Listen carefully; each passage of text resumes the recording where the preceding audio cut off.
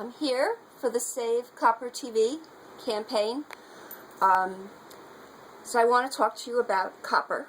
I want to talk to you about something called alchemy, which is when you take, alchemy is when someone takes gold or silver and turns it into silver into gold or gold into silver, and I want to talk to you about something called copper, which is not just a metal, but copper is a miracle.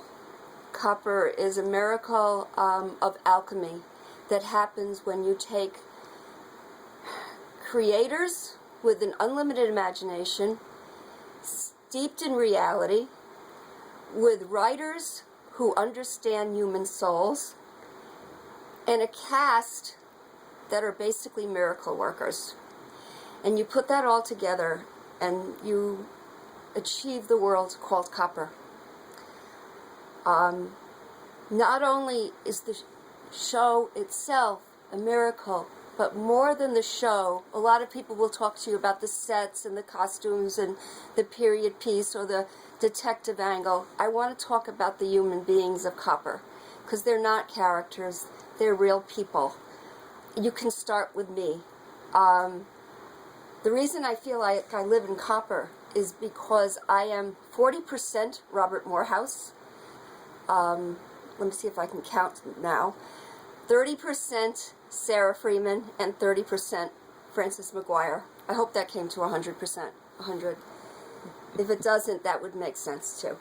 The biggest pain in the necks I've had to deal with my whole life are a combination of Norbert Morehouse, Elizabeth Morehouse at her most manipulative and social climbing, and Kevin Corky Corcoran at his most judgmental, arrogant, and righteous self. Not to say Corky does not have a noble side. He does. But I know people with both sides who have made my life not particularly easy on occasion. So what I wanted to do is talk about just some scenes from Copper which hit home for me, and what I know that the writers and the cast and the producers and the creators can keep on doing in the future. I know they can do that. I think I want to start first with Andrew O'Brien and Frances McGuire meeting in the Tombs when they thought Frances was about to hang, and they were saying goodbye to each other for the last time. I think that was probably the most human moment I've ever seen recorded, whether it be for a film or television or whatever you want to call it, maybe a play. That was beyond exceptional, that scene. When Elizabeth, even though we know she has many sides, particularly that are hidden, I'd like to see more in the next seasons, should Copper be saved. When Elizabeth says to her husband, Robert, that her father was a very good man, and she softens her voice, and you see a different side of Elizabeth. And you see a different side of Elizabeth when, on one hand, she doesn't want Eva in her house, but when she's sitting at the dining room table with Eva, and the thugs come to the door looking for Eva, and Eva says, I can't go back to that cell, I won't survive there.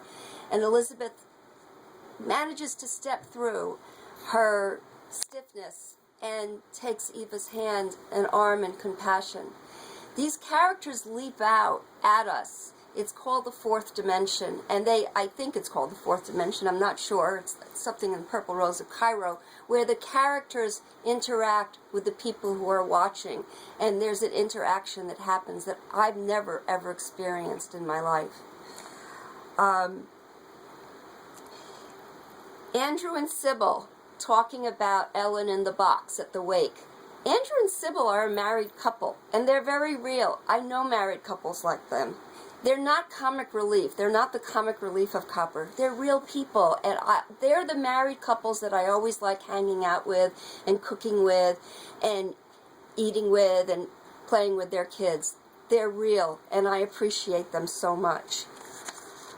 I love the reality of Corky's unconditional love for Annie, and I love the reality of Corky's very conditional love for his wife and his sometimes cruelty to his wife. I love Captain Sullivan when he said to Corky, "I don't have your balls, Corcoran." It was a real human moment. And yet, Captain Sullivan then pulled himself together and said, "Okay, I'll do it." And another point, when Captain Sullivan was confronted by Dr. Matthew Freeman, Captain Sullivan didn't want the mixing of the white policeman's blood going into the African American's blood during very, very primitive blood transfers. And Dr. Freeman said, "So should I just put my hands back in my pockets and my science back in my head?" To me, that was another human moment. And he got through, and Captain Sullivan said, "Okay, do it. I can send over some of the men." And one of the most beautiful moments of all was what I call Sarah's prayer. Sarah reading from the Epistle of St. Paul, talking about putting on the armor of God, as they were showing a video montage of everything was going on when the Druids took over the precinct. Annie hiding under the desk, Corky and O'Brien and Glynn behind the cart in the rain, and the man's body that was in the street, and the hostages, and the whole time Sarah's prayer can be heard. It was what I call it was a miracle. It was one of the many miracles within the open borders of Copper, where I was so happy to live for 2 seasons, and I want to live in the open borders of Copper for a very long time. This show is very alive, and it deserves a chance to flourish and thrive. Please save Copper.